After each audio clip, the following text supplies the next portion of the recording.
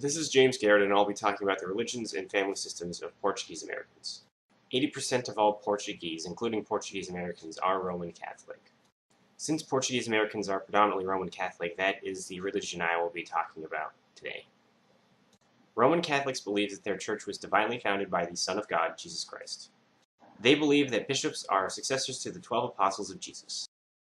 They also believe that the Pope is the direct successor to the Apostle Peter, the first head of the Catholic Church.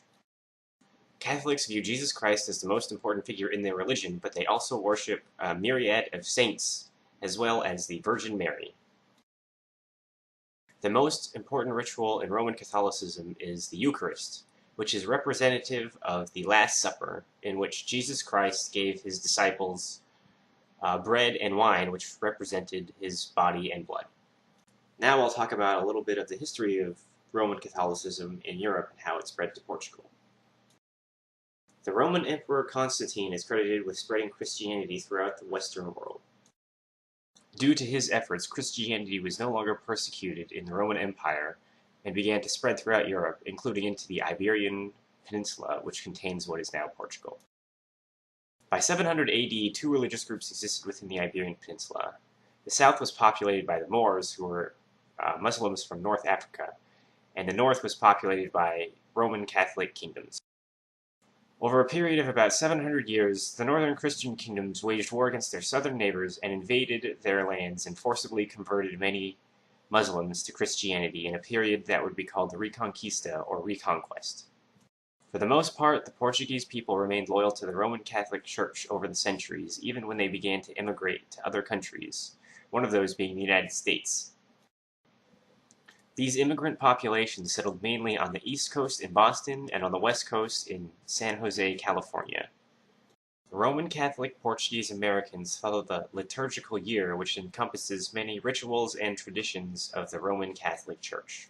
One of those traditions is Lent, which is a period of 6 weeks in which practitioners fast or give up certain luxuries.